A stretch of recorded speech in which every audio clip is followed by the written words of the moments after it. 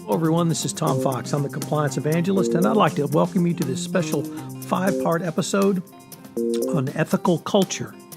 This 5-part podcast is sponsored by Affiliated Monitors. Founded in 2004, Affiliated Monitors provides professional independent integrity monitoring and ethics and compliance assessments nationally and internationally and across almost all industries.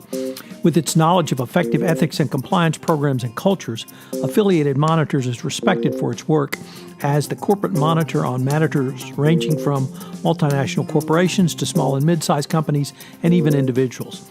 Having served in over 700 monitorships, no one has more experience as an independent monitor than the team at Affiliated Monitors.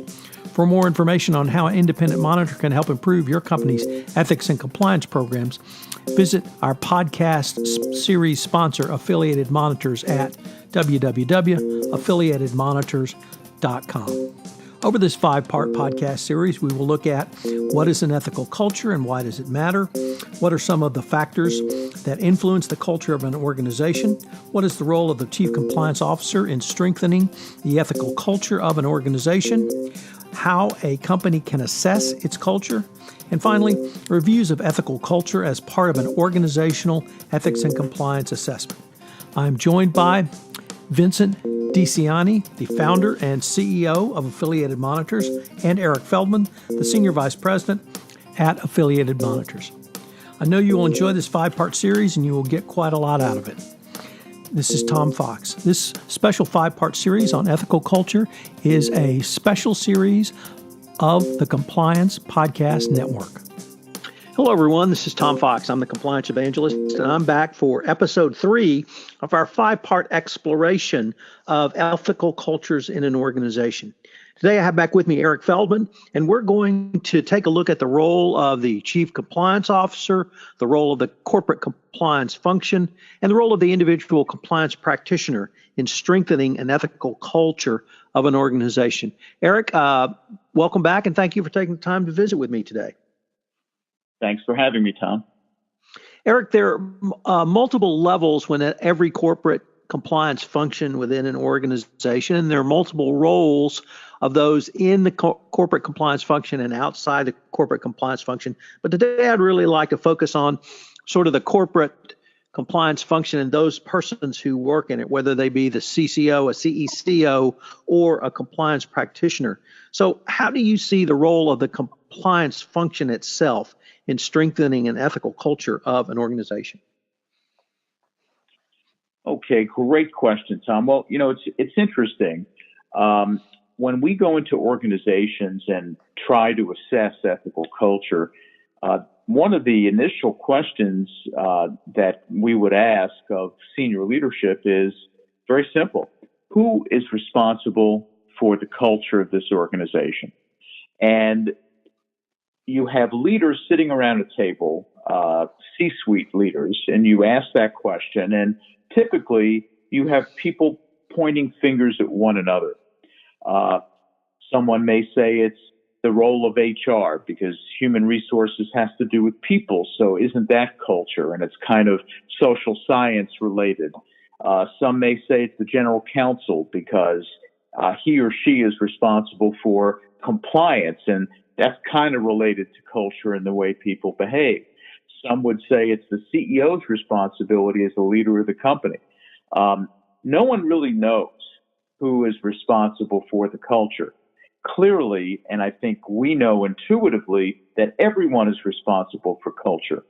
But someone has to look at the various operations of a company through that prism of whether or not it's consistent with our core values as a company, and does it contribute to strengthening or weakening our culture? And that individual is typically the compliance and ethics officer within the company. That individual needs to be able to coordinate the various inputs and support mechanisms that guide employee behavior. Because ultimately, the corporate ethics and compliance officer is responsible for anything relating to the code of conduct and employees' compliance with that code. So we like to see the ethics and compliance officer as the face of the ethics program for the company, kind of the spokesperson for the company that helps to drive behavior. It's important that that individual serves in a very proactive role, separate and apart from kind of the hammer, the investigative piece of what the ethics and compliance officer does, because you want to be proactive. The ethics officer wants to feel that when he or she goes into the business unit, that they're viewed as being helpful, as eliminating barriers to success rather than being just another impediment to success. So that ethics officer can coordinate all of the activities relating to building culture in the company. I'll give you a couple of examples. Hiring and recruiting are typically an HR function. The nuts and bolts, the execution, transactional pieces of that belong to human resources. But that doesn't mean that ethics and compliance doesn't have a role. The role there is multiple. There are multiple layers involved with that. One would be making sure we recruit the right people, people that have an attitude and core values that are consistent with our own, and to make sure that they understand the organization's position with regard to fraud and other misconduct. So that's the first piece, is who we bring in. Then once you bring them in, there's the aspect of onboarding and training. And certainly HR has a leadership role in that. But onboarding training without the ethics and compliance function taking a lead role in making sure that new employees understand their responsibilities as outlined in the code, that is a serious lapse. And you'd be surprised how many companies don't do that effectively. From day one, let the employee know what the expectation is with regard to ethical behavior.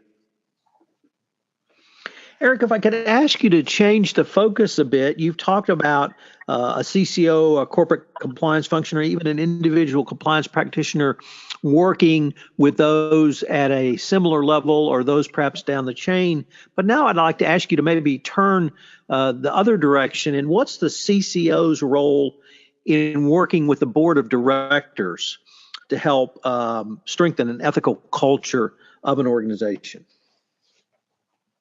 Well, as we know, one of the best practices of an ethics and compliance officer is to have open, unfettered access to the board or a committee of the board, to provide information to that board regarding the compliance and ethics posture of the company and the culture. It really is up to the ethics and compliance officer to understand and have his or her finger on what the culture is, where the challenges are, and what needs to be done in order to continually strengthen that culture. But without the leadership and the support of the board of directors, that task is much, much harder. So the role of the board really is to provide leadership.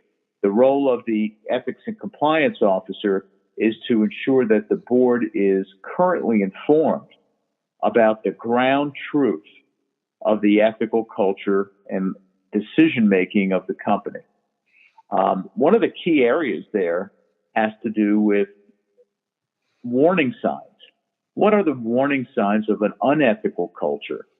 And it really is up to the compliance professional in the organization to have a good understanding of what is going on in the company and communicate the warning signs up to the CEO and the board. Things like disrespectful attitudes, maybe favoritism or nepotism in promotions or bonuses, low employee morale, maybe lack of teamwork, a large number of anonymous whistleblower complaints that could reflect a an unwillingness or a fear of speaking up. Employees who report that they're uncomfortable talking to their supervisors, that they're afraid of retaliation. These are the kinds of things that the ethics and compliance officer needs to be on top of and to communicate both the condition and recommended solutions to both the CEO and the board. So, Eric, unfortunately, we're near the end of our time, but I've been visiting today with Eric Feldman, and we've been considering the role of the Chief Compliance Officer, a corporate compliance function, and an individual compliance practitioner in strengthening an ethical culture of an organization. Eric, as always, thank you, and I look forward to continuing the conversation. Thank you, Tom.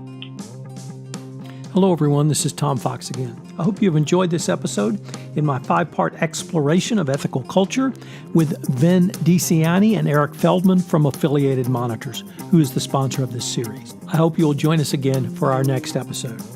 This special 5-part series on ethical culture is a part of the Compliance Podcast Network.